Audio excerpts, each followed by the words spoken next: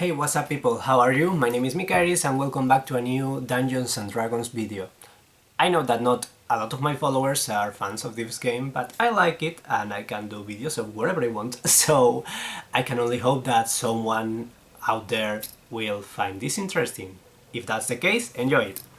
Today I am going to talk about races and lineages in Dungeons and Dragons. In this game you can be... well, you can have different jobs, different professions, and you have also a race. The race is basically what you are. Like, you can be a human, you can be a fantasy race like elf, dwarf, orc, goblin. You can be more bizarre things like Genesee, Aarakocra, Centaur, Minotaur. And basically all of those are races that you can be. And I am not going to enter in the debate of what is a race and what is the meaning of the word race, because, okay, all of those beings are very different and there are some mixed races like half-elf, half-orc, but then you look at some of them that are more animalistic, other ones that are more otherworldly, and you say like, okay, we are talking about races or species here, this is weird.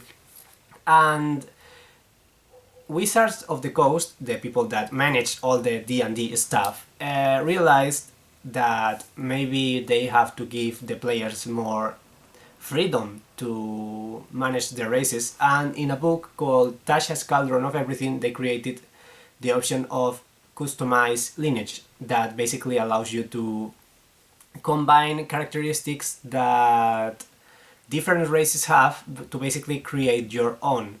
So maybe there is not a half-dwarf race by itself, but with custom lineage you can say that your dad was a dwarf, your mom was a human, and you can create a character with the characteristics and the abilities that will have a child born of that union.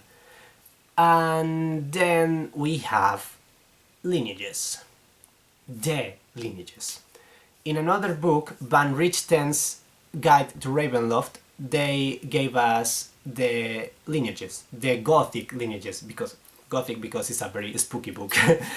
And basically those lineages are like things that you can put over your original race, and by doing this you turn your character into something else. We have three of them. First of all is the Vampire.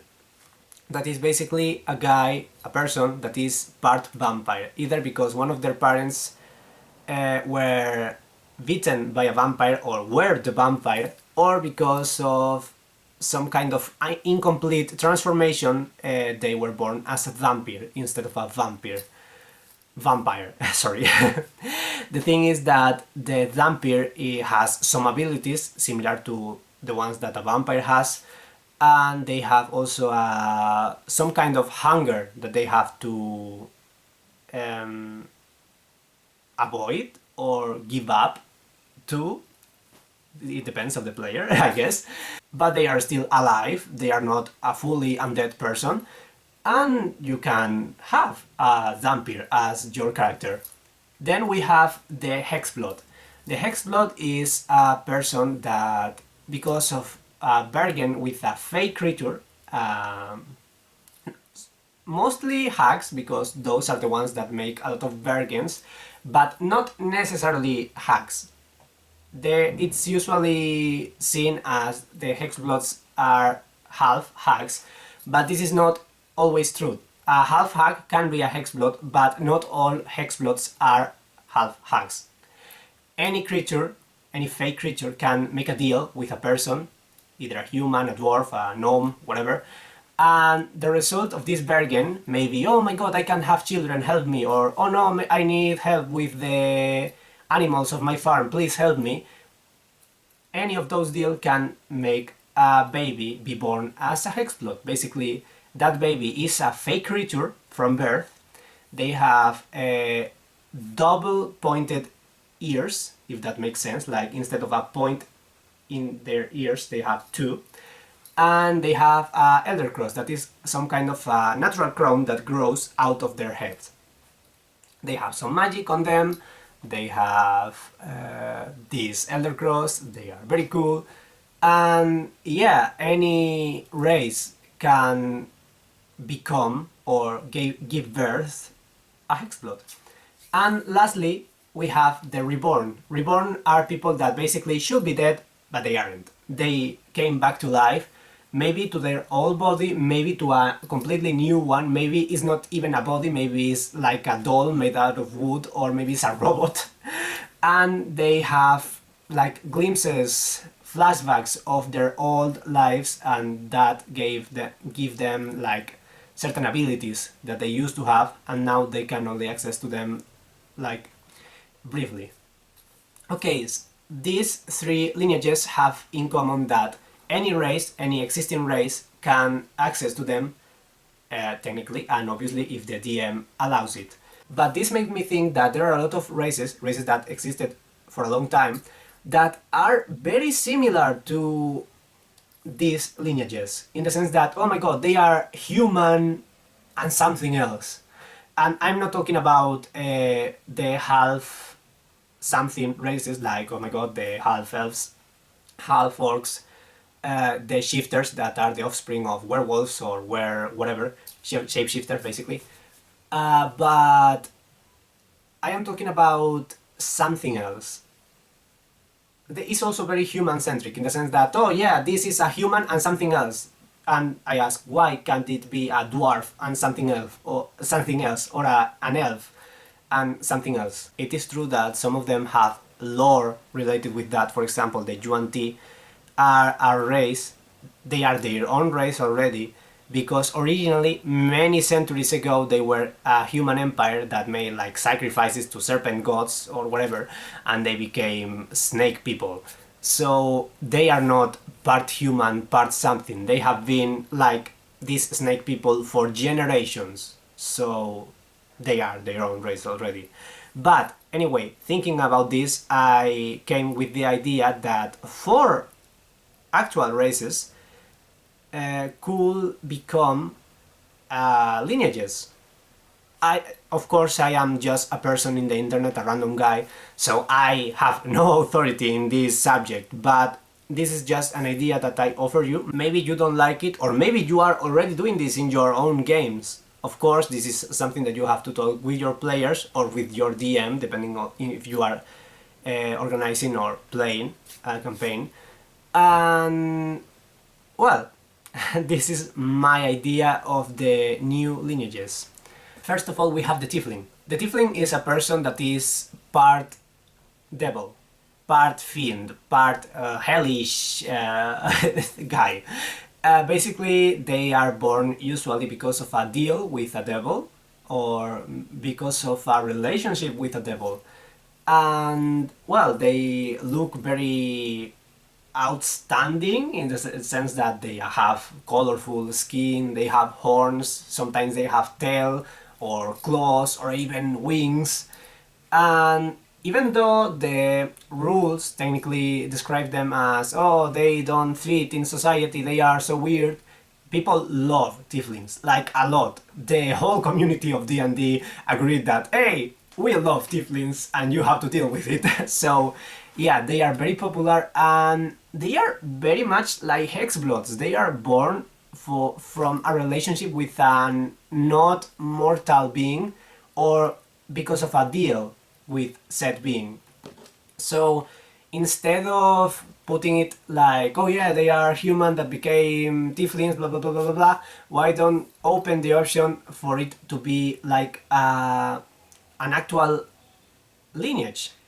Like, okay, I am a orc guy or a half orc guy, and I am going to an adventure, and then I find a devil that tries to hurt my friends, and I make a deal with him or her to save them, but because of that I become a Tifling.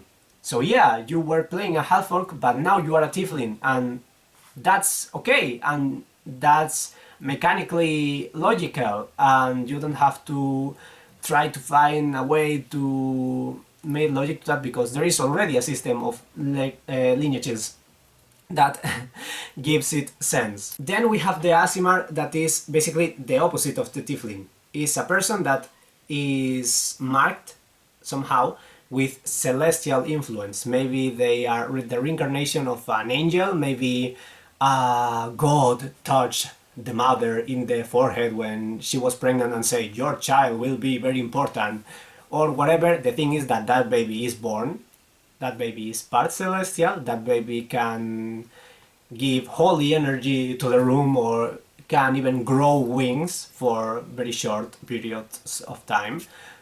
And yeah, same thing, it's like a Hexblot, it's like a Tifling, and it's again very human centric. They are humans with a little bit of holy juice in them. But why keep it to the humans? Why an orc can be touched by a good holy being? Because that orc will be a paladin for good causes. For example, it's like, okay, my dwarf character maybe could be an Asimar instead of my human character, and that's perfectly okay. Then we have the Genesee. The Genesee are people that are marked somehow by elemental energy, like elemental in the sense that fire, water, air, earth. So they can be born either because one of both of their parents are Genasi, because one of their parents is an elemental creature, or because they were born during an elemental event. For example, maybe your mom gave birth during an earthquake, and that elemental earth energy marked your baby form when you were still in the womb, and when you were born you were an earth Genasi, like dark skin, like rocky hair, things like that. And yeah, they put it like that, like, oh yes, they are human with elemental juice in them, but you can open it to more races. You can turn it into a lineage. They are like Hexblots or Vampire, or I don't know, the options should be more open than just humans with something.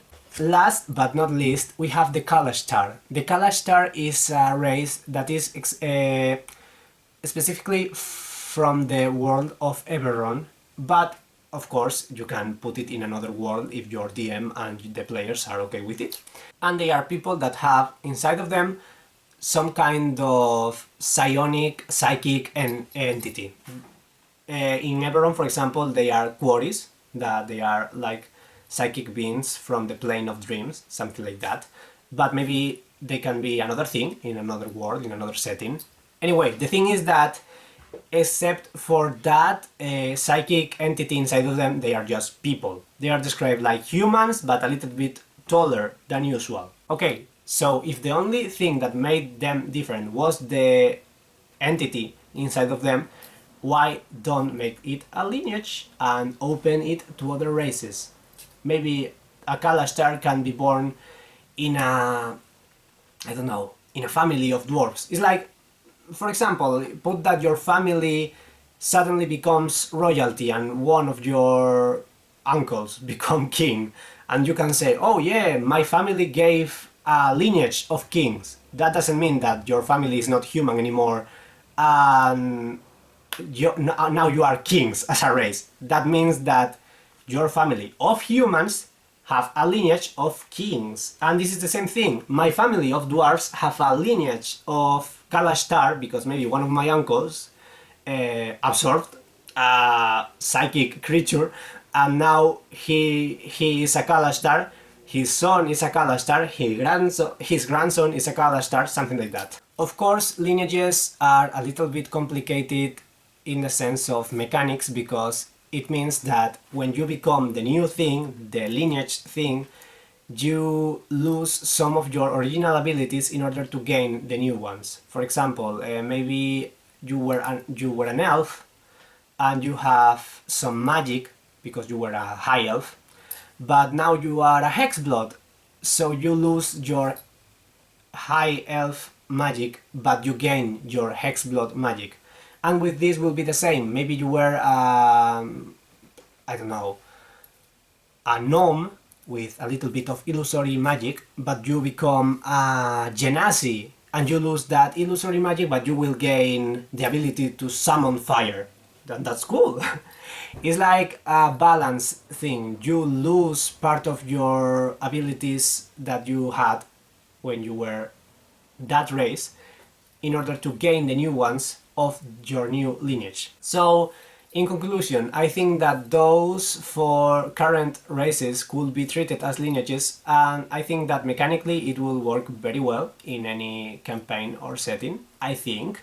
Of course, this is just my opinion and I can be mistaken, but yeah, that's my thought about the subject. So what do you think? I would like to compare notes and opinions with other players, GMs, whatever.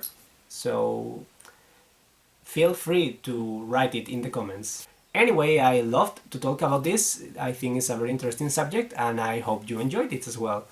I will see you in the... You can like the video, you can subscribe if you're not, you can comment as I said before, and we will see each other in the next video. Bye!